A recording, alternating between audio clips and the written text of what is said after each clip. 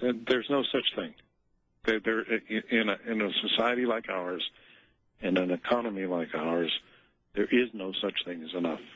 There is the perpetual drive to make more and more money and to grow the economy. And if the economy isn't growing at a reasonable rate, there's a real problem. You have the higher rates of unemployment. The income of people won't be going up, etc. So it is part of the system. Well, during the break, I'm going to make sure that my manservant out there puts the final coat of wax on my Mercedes, and we'll be back right after this.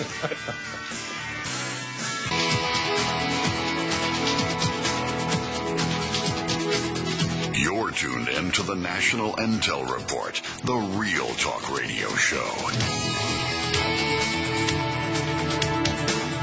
Before we go any further, and folks, I've been telling you for nigh on 15 years, remember when gold was a couple $100 an ounce? Well, it's taken a little dip lately. That's good news for you.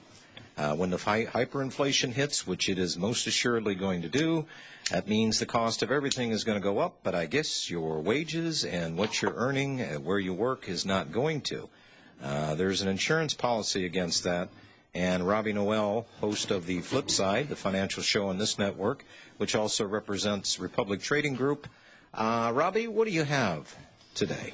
Well, good news, finally. We can now obviously secure some quarter-ounce British sovereigns, which have been AOL for a while. We have them. Unfortunately, delivery time is still the same. You're looking 4 to 6 weeks, but we got British sovereigns, brilliant uncirculated, 0.2354 of an ounce of pure gold, $250 a piece. Order 20 or more, and you will receive a free subscription to the International Forecaster or an extension.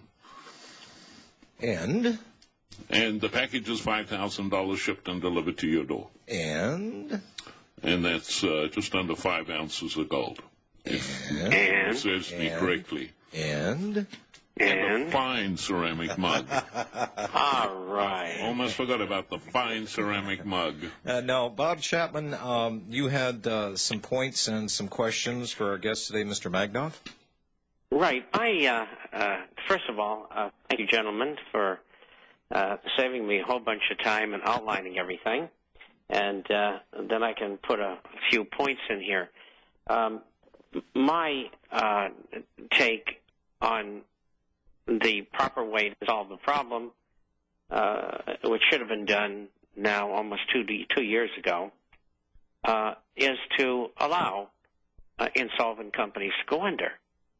And in classical economics, they call that purging the system, which is normal. They didn't do that. They don't want to do that.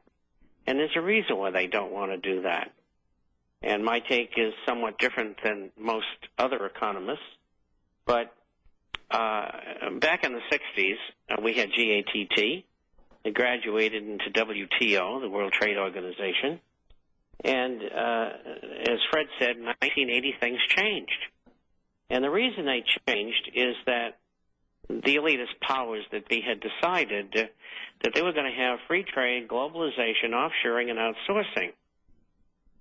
And that's why we import so much now. We've exported our factories to other locales, and we've exported 6.7 million jobs in just over 8 years. Herculean feat at that. And, of course, the people in power knew that that was going to happen. The only real winners in American companies were the transnational conglomerates, which did most of the business, and a good part of that business profit ended up on offshore locations, such as the Cayman Islands, untaxed. They did 4 years ago, allowed them to bring $350 billion back into the country. Instead of paying 33% taxation, which is normal, they paid 5.25% because they were going to create jobs. Well, they didn't create any jobs. It was another scam. And so they're piling up money up there offshore, And at the same time, we're losing all our jobs in our factories.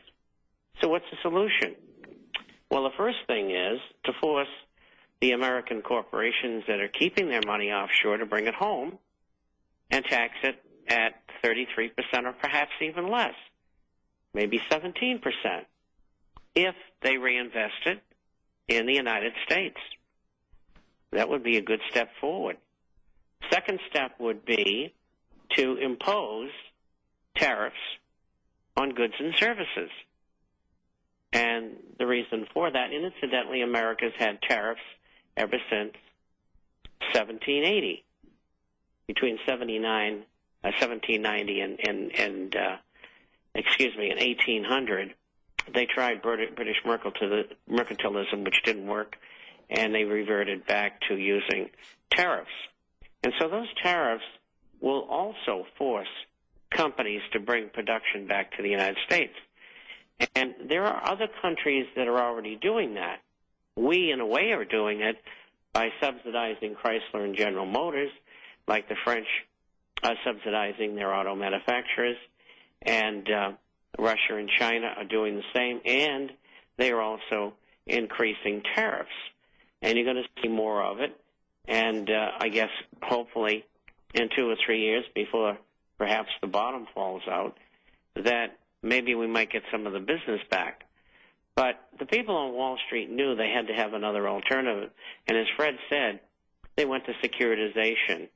The bubble was created by the Fed via the rating services, which in turn were in league with the conspiracy, actually, with the lenders. And they packaged all of this, these mortgages at AAA ratings, which in fact they were triple B, the difference between a 10 and a 4. And they stuck 60% of it in Europe and the rest of it, for the most part, among American institutions. And that's why we're in the position we're in today. And we're in that position because I believe it's been done deliberately. And the reason for that, I think, is to bring the United States, Western Europe, Canada, and probably the rest of the world into a financial and economic situation where they have to accept world government, and I think that's what this is all about. Well, and we've gone from gold reserves on the dollar to petrodollars. Well, we're heading into a new phase on this one. The dollar, and Fred, I wanted to mention this, that before fall of last year, and Bob Chapman rightly put it on this program, that we were in free fall since 2006. That's when the recession actually had started. But most people woke up in the fall of last year, and we were on a downward fall rather rapidly. But the situation as it is right now, or it was prior to last fall, that we needed about $3 billion a day. The government had to drum up that amount of money by selling treasuries, bonds, however they could get it through taxation. They needed about $3 billion. Well, the problem is now that there's nobody out there buying the debt, and we just saw what happened a couple of weeks ago, that the Fed Reserve now is, they're shoring up their own debt. I think, what was the figure, Bob, $300 billion in treasuries? Well, that's the beginning of a program of monetization of debt. And as Fred alluded to this, that, and you did with your $3 billion a day, and that is foreigners have been bringing in the $3 billion a day, and the money's slowing down. And as Fred said, China's having second thoughts, among others.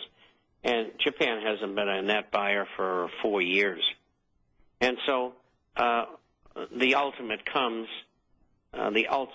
tragedy comes in monetization. $300 billion, they'll be doing $1 trillion by the end of the year. They'll do probably $4 to $5 trillion over the next year and a half beyond this year. That's in total.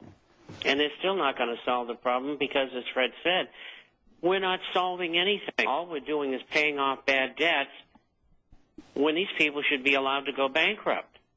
They're too big. What they have done is not civil, it's criminal.